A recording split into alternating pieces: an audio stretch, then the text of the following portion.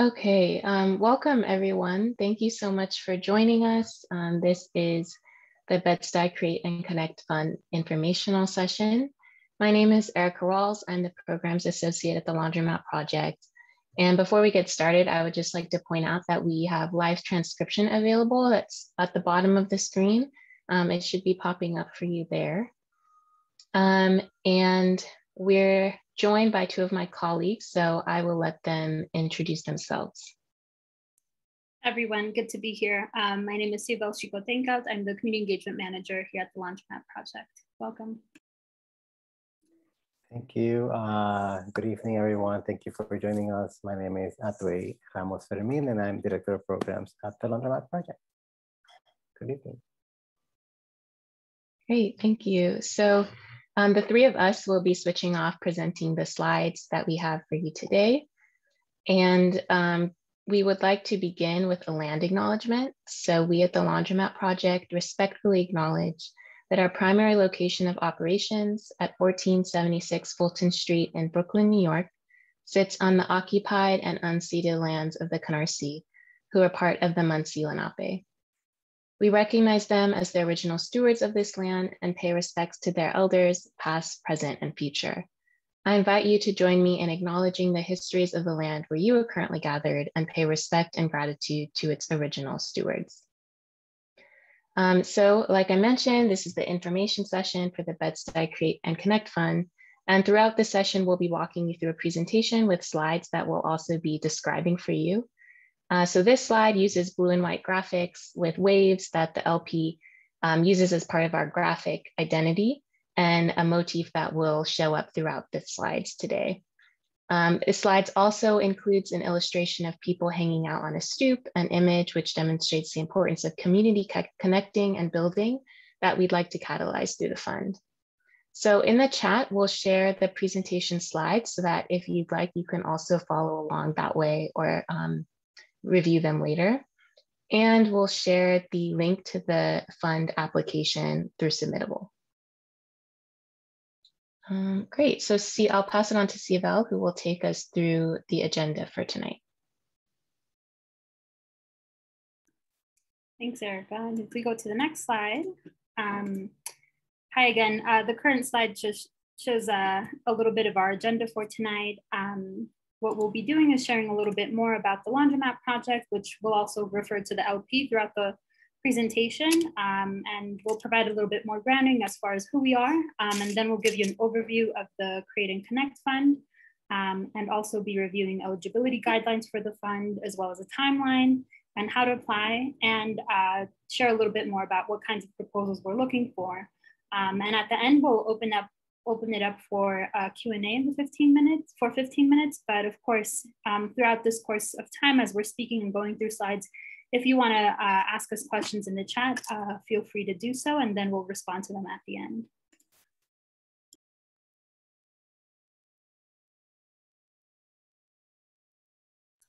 Next slide. All right, thank you. Again, Atue here. And so just want to give you a little bit of context and background around what the Laundromat Project is and our mission. And so we're an arts nonprofit organization that works in the intersection of arts, community building, and social justice. And we do that in many different ways. And so I'm not gonna go into the details of that just yet, but wanted to just share with you, our mission, which is to advance artists and neighbors as change agents in their own communities.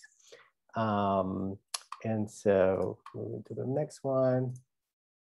So you know, we were founded in Bed-Stuy in 2005, originally, officially, even though the idea of the Laundromat Project spans more than 20 years. And we're a Black-rooted and people of color centered arts organization. We provide training and resources to artists and activists. We support public art projects that tackle issues like food justice, injustice, gentrification, climate change, community safety, among many other things.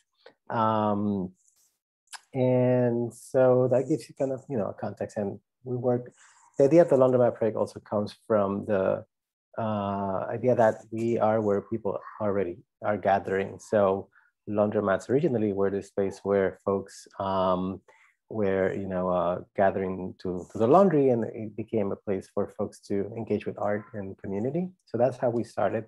That's an expanded notion today. It's more metaphor. So we think about the way that our work shows up in public spaces and parks, in the street, and community gardens and so forth. So it's really thinking about ways that, go where people already are as part of our ethos. And so that, we're looking at a picture with the text that I just mentioned, some of the text that I just said, and there's a photograph of folks gathered in front of a laundromat in Bed-Stuy doing art activities on a table on the street. And yes, all right. Going to the next one. And, as we said, we're building home in Bed-Stuy. We're looking at a picture right now of a photograph of our the storefront that we occupied at the moment in 1476 Fulton Street. This is between Tompkins and Troop. And Bed-Stuy, and of course, you see a beautiful drawing done by our colleague here, Sievel.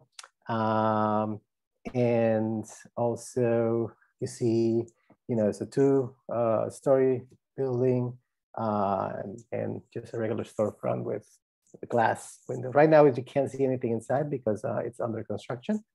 And so just, give you a sense of what the space is. And our vision is to have a space that is a community hub, a community arts hub that supports the local culture of Bed-Stuy that's already existing, that's been existing for a very long time. And also being able to think about the ways that arts builds community and being able to, build that through the years. So we're still under construction, and we hope to have the space ready sometime later this year. And you'll hear more about that as things progress. Partly it's also, this is an opportunity for us to learn and also listen to what folks care about in Bed-Stuy. We've been doing this listening tour that we started about a year and a half ago as we were getting ready to come to Bed-Stuy and embed ourselves here. Is, how can we be good neighbors? So that's the question we're asking.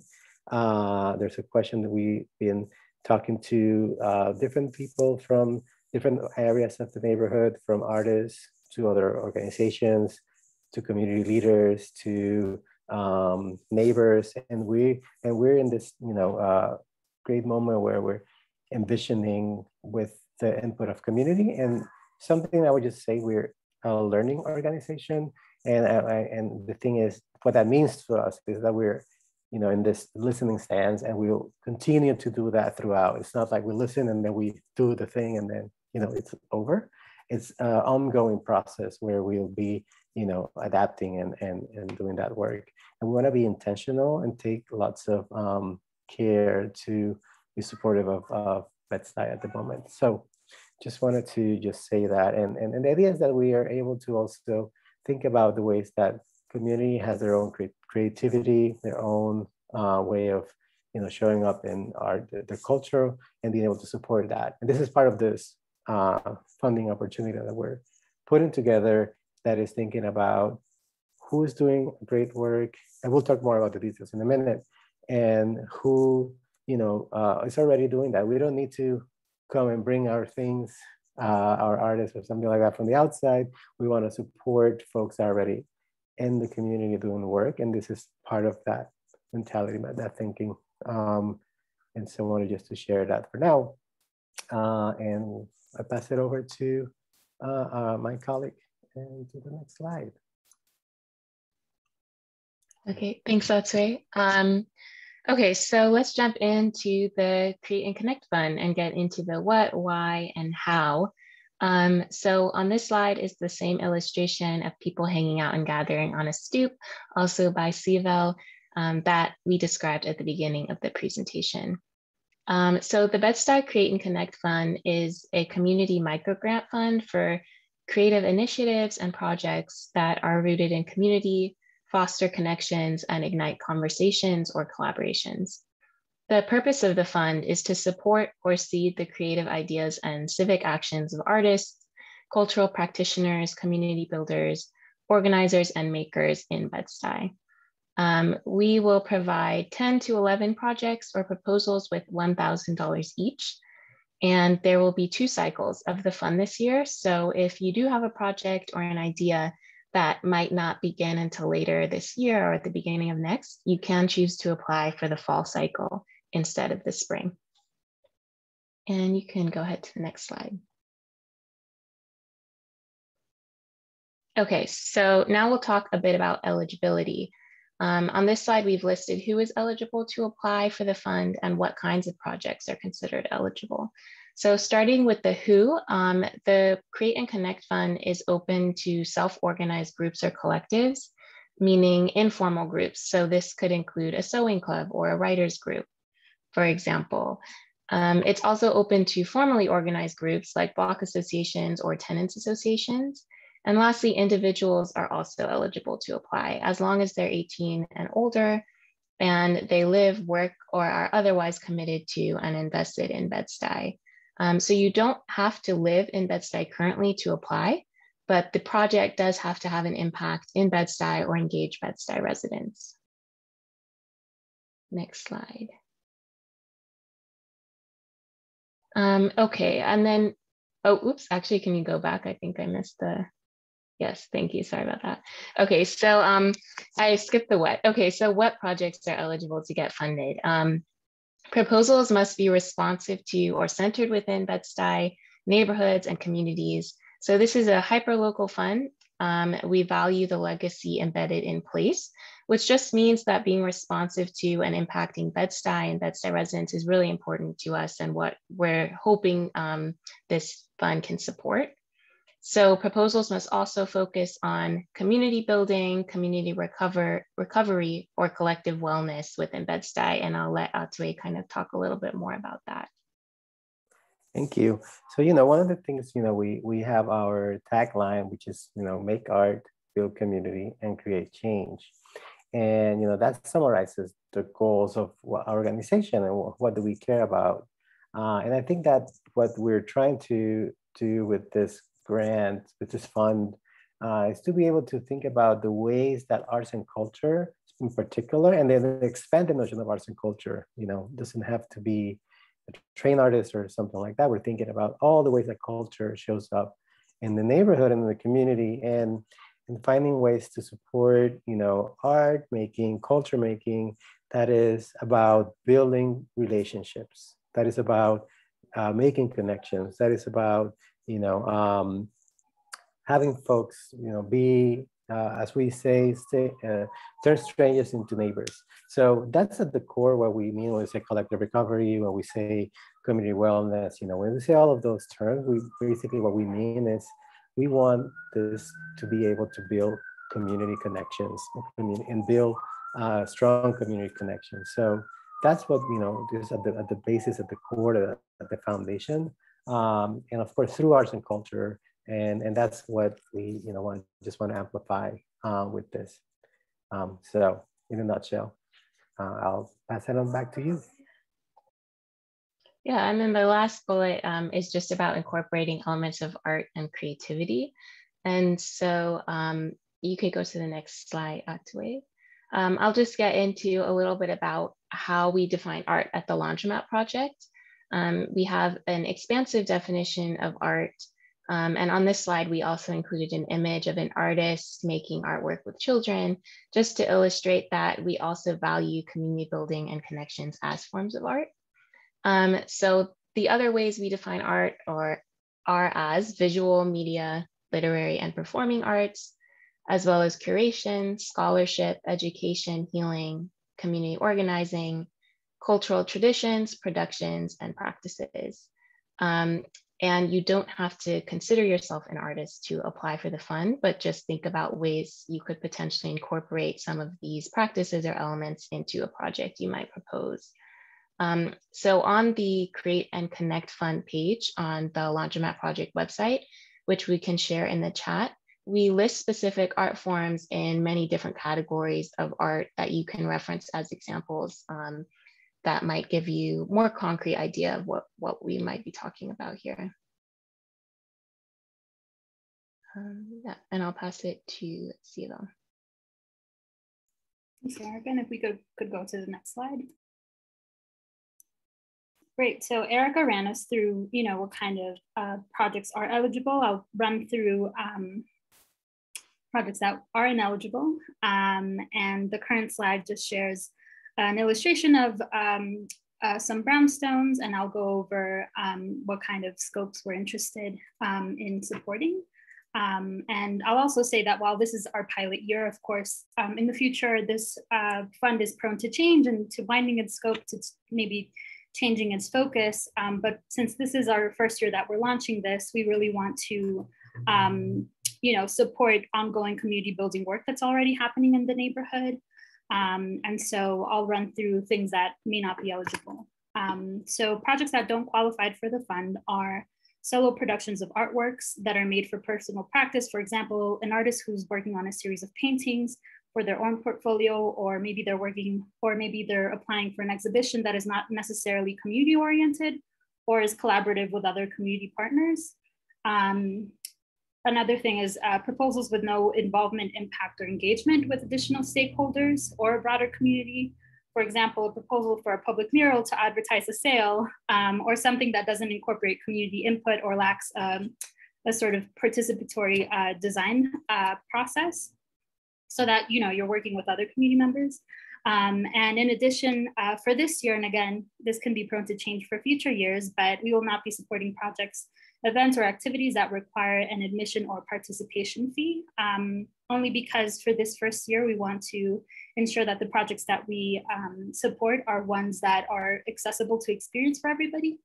And next slide.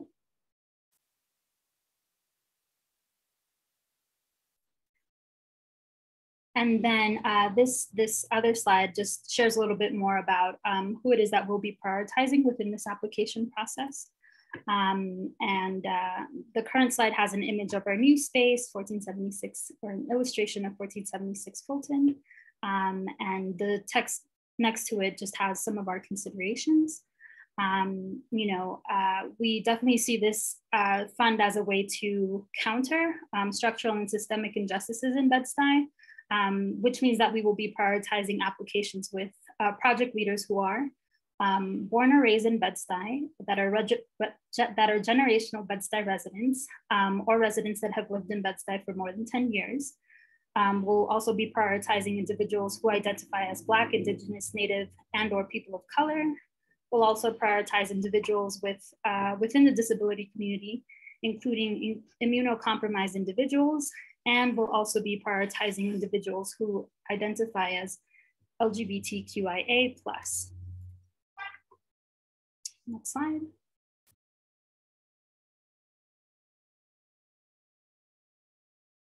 Yeah, pass it on to you, Abdul.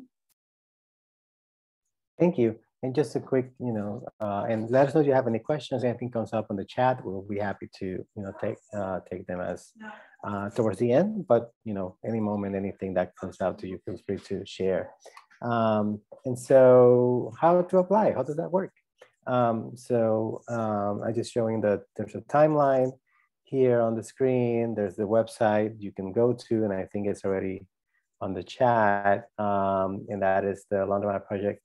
.submittable.com, and you'll see the application. I'll walk you through it in a minute. And then the applications open on April 19th.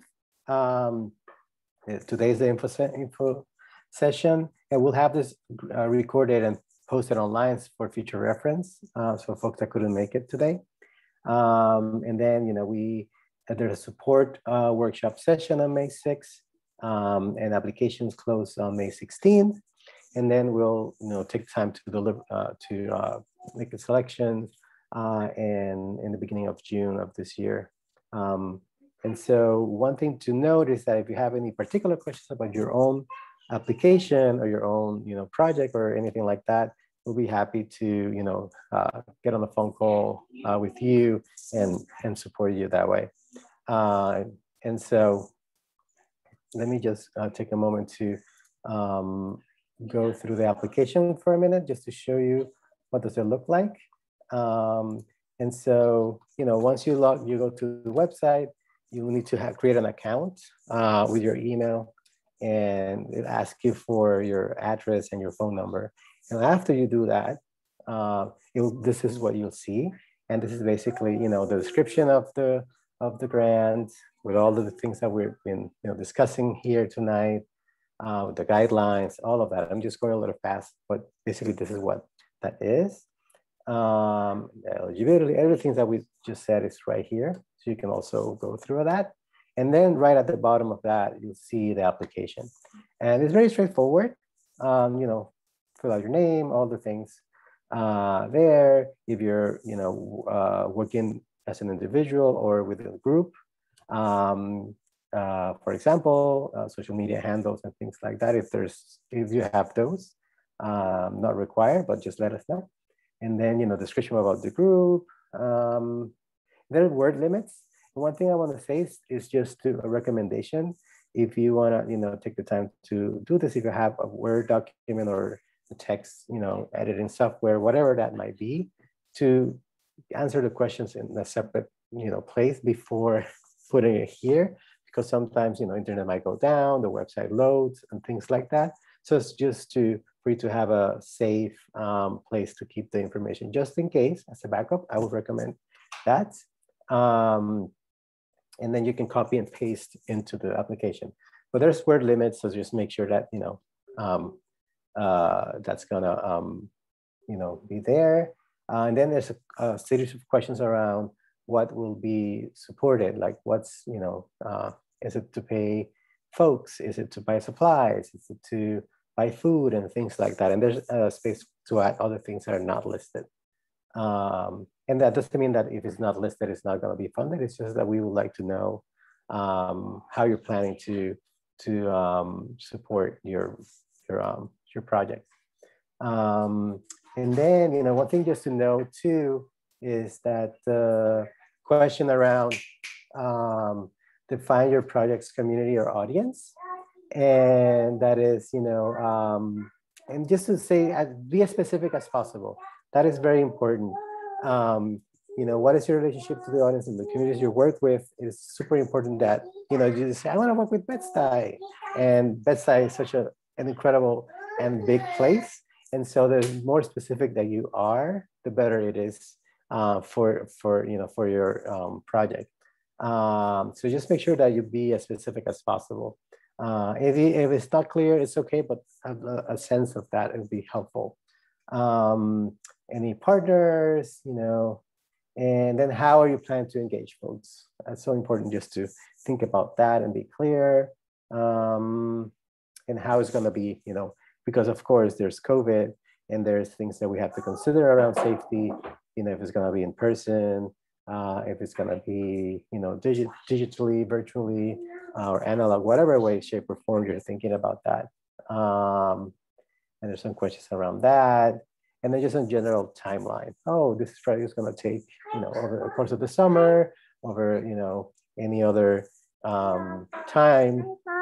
And anything else you'd like to share with us about it. So, and then there's some questions around, demographics. That's more for us to get a sense of who's applying and things like that. So that's basically, I just went very quickly.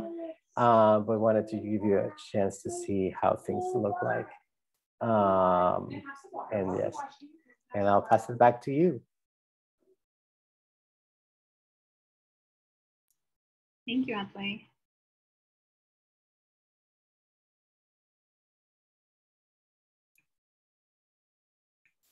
Great. So we just went over ineligible projects, folks that we're prioritizing, and now we're getting into, what we're looking for in an application. And these are just things for you to keep in mind as you're creating, or submitting your proposal with us. In terms of, so what we're seeing on the screen is just a slide with bulleted text. And I'll go through each bullet individually. And so something that we're looking for is feasibility. So as Erica mentioned, for this cycle, if you apply, and we're looking for the project to happen within this year. And if there's something that you want for next year, maybe consider applying for the next cycle. We also appreciate, as Atoy mentioned, applications that are clear and easily understood. And to build on that, applications that have definitely identified a clear target audience.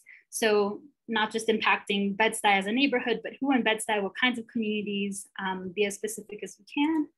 And because this is the Bed-Stuy Create and Connect Fund, we are looking to support projects that enhance neighborhood connections and relationship building within neighbors, artists, community members within the neighborhood. We also appreciate projects that are responsive to local culture and community of Bed-Stuy. So perhaps applying with a project that, tries to document the life of sailors in California, may not be culturally nor geographically aligned to Bed-Stuy. And a plus would be if the proposed project contributes or explores community wellness, but this is not necessary or required. You're also free to interpret community wellness as you wish. And lastly, we're also looking for projects that are intentional and have a thoughtful, and are thinking just thoughtfully around community engagement. And we'll go into the next slide. And yeah, we also just, wanted to provide some space for Q&A. Feel free to drop things in the chat if something, comes up. We also have a frequently asked questions section on our website where you can, go there and kind of see our responses to questions that, you may actually have. And I'm also a person that likes to simmer on information and then kind of, meditate and realize wherever my questions are. So if you don't have one currently, that's fine. But I do see something in the chat.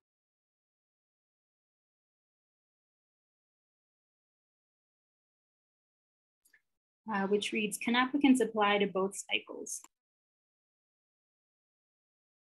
So I think you're eligible. I mean, if you can apply as many times as you like. The thing is, if you receive the funding one time, I think that the stipulation we have, you have to wait till next year to apply again. And so, yeah, that's one thing just to note. You can apply you can apply now, you can apply later, but it will depending on if you get them funds now, then you'll have to wait next year. So we want to be able to give opportunity to other folks to get supported. Right, and if you're applying on behalf of an organization, and you have, let's say you're applying in the spring on behalf of an organization or group, and that gets funded, and then in the fall you have an idea that's an individual project, you can still apply. But if it's for the same applicant, then you should wait until the next year. It can only get funded that one time.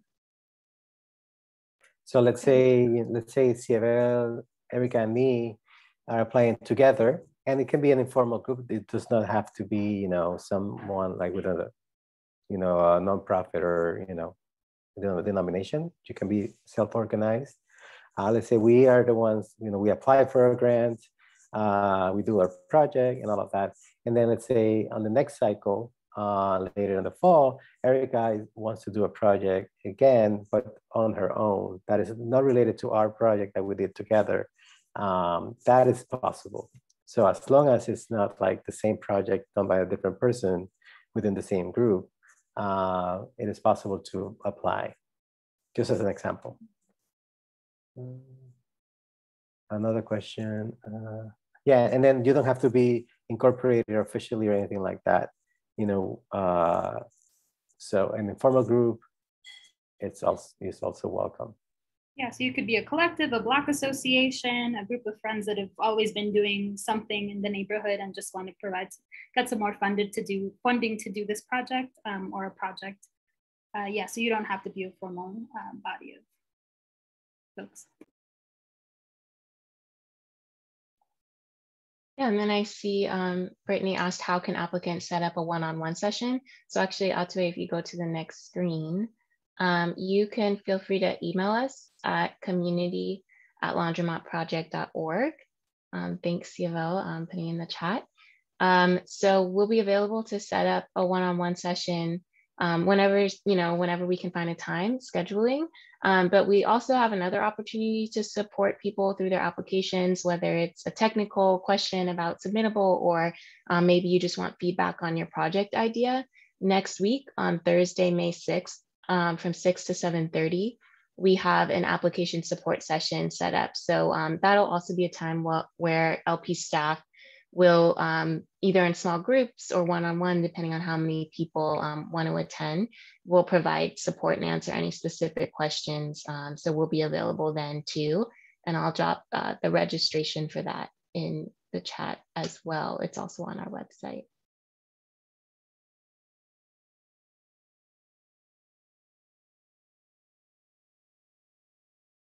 See another question. Thank you.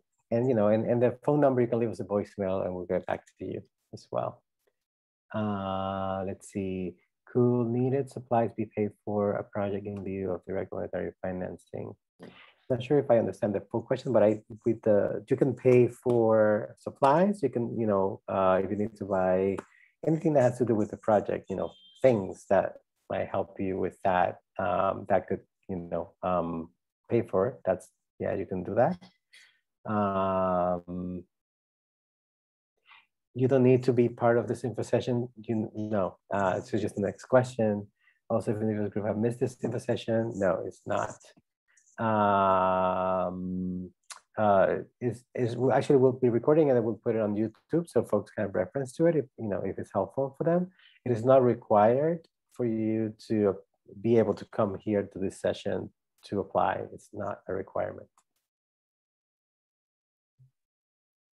Would the event be recompensed?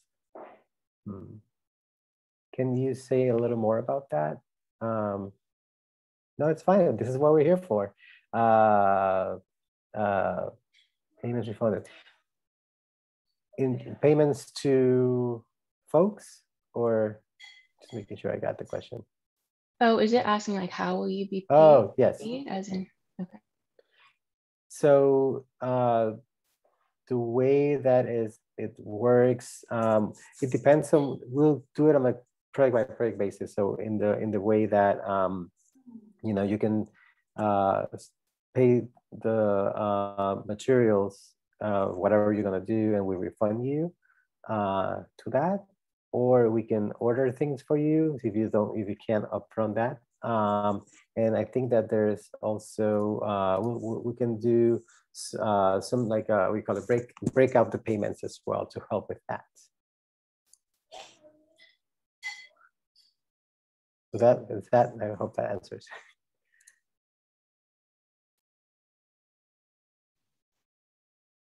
Great. Yeah, and please feel free to ask all the questions you might have. And going back to the question earlier in the application about how you might use the funds to support your project, you can also use it to pay yourself or pay collaborators or commission someone or an artist. It doesn't have to go to supplies. If you're doing a project that you might have otherwise done for free and you would just like to compensate yourself for your time, that's another way you might use the funds as well.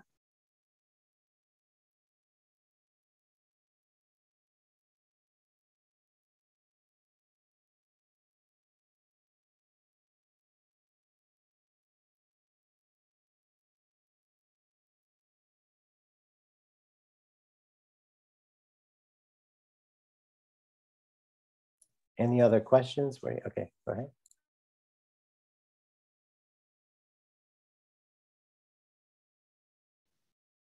So in the chat, would a project plan for scheduling in August 2021 be considered? Yes. So a project, so the only requirement in terms of timeline for this fund is that the project should happen within a year of the funding being received. So we're hoping to award applications in early June. So the project should happen between then and June or July of 2022. So yes, it can definitely be planned for the summer of this year. And the fall cycle option is also is maybe you're not ready to apply, or you're kind of working on an idea, just wanting to let you know that that's an option in case there's something maybe, you know, you're brainstorming something in your mind for next year, that we will have another opportunity for funding at the end of this year as well.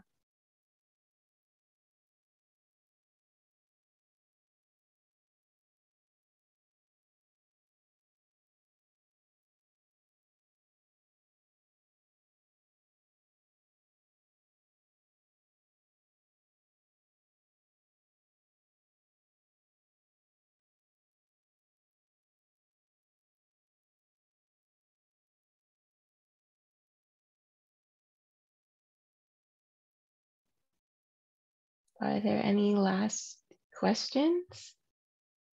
You can also, oh, okay, I see one more. Can a project be submitted in hopes of occurring annually? That's a good question. So once a year, do the same type of project that will happen similarly every year? Is that what is that the question? I'm sure I got that. I think that it will be similar. I see. I think that the opportunity to apply every year would be available for folks that, you know, let's say you get that funding this year, you do the project, and you want to do it again next year, and you want to apply for that. As long as it has passed the year, you know, the timeline that we have, yeah, I don't see why it wouldn't. I mean, yeah, wouldn't that be?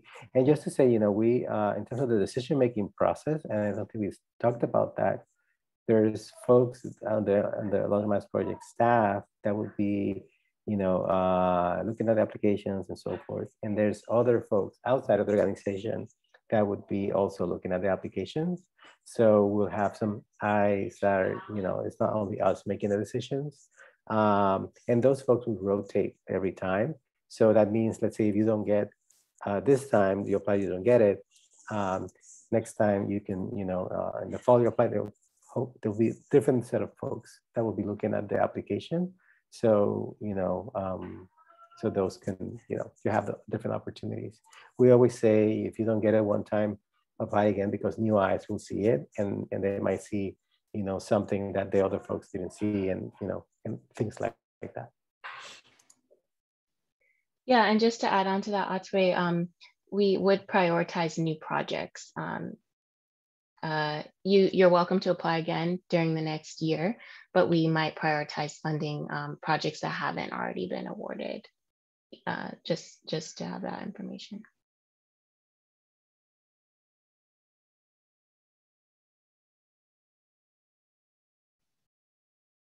Okay, I'm seeing a couple questions. So would you be able to refer to other supporters in the event of denial of an application? Meaning, would the Laundromat project be able to refer to like another funding source? Is that the question? Okay.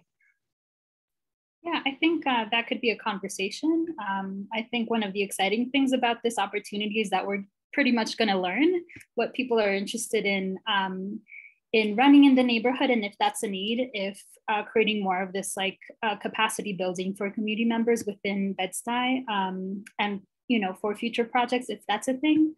I'm pretty sure we can build something out, or just have that be a conversation if that's a need that we see. We do work with, we do know of other partners within the neighborhood that within the borough in general that have been doing these kinds of things, and so we'd be happy to refer you if that's the case. But again, I think we'll very much be learning as we kind of launch this first iteration of it.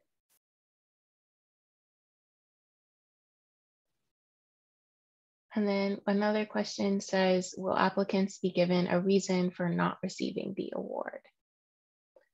We'd be happy to provide any feedback.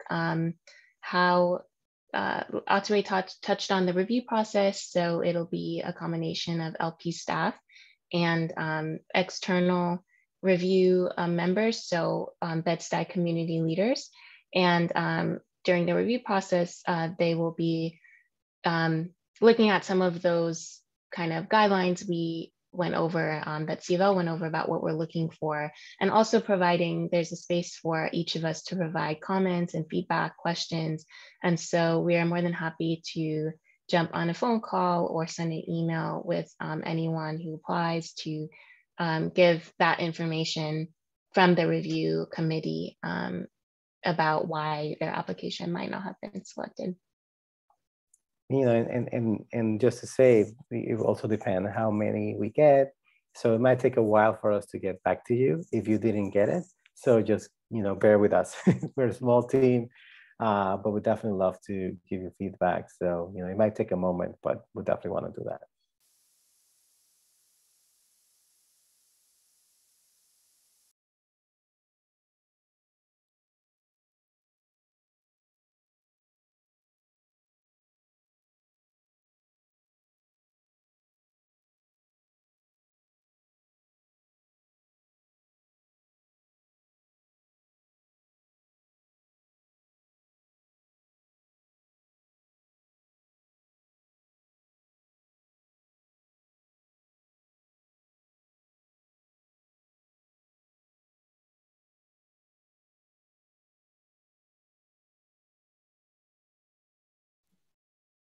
You're welcome. Great. Go ahead, Theo. No, this has been really lovely. I'm really enthusiastic that we have, you know, 9 people on this call, and are really excited about the traction that this opportunity is getting. And of course, we'll learn as we go, and just looking forward to receiving your applications. And again, just want to reiterate, we're here to help, and you can either call us or reach out to us at our at community at Laundromat Project, and always book some time to meet with us individually. But thank you so much. Any closing remarks, Erica? Yeah, just want to echo that and say we're sorry we couldn't see some of your faces today on the Zoom. The webinar format fit better for the recording and everything, but we hope you do reach out and attend the application support session next week, which we'll have a chance to connect more. Yeah, thank you so much for taking the time to spend with us tonight, and and also for considering applying for our first BedStuy Create and Connect funds. This info session was recorded and will be, of course, put it on YouTube soon on the Laundromat Project's channel, so you'll be able to access it there. But just very grateful and honored to be able to be here tonight with all of you. So thank you so much, and have a good rest of your evenings.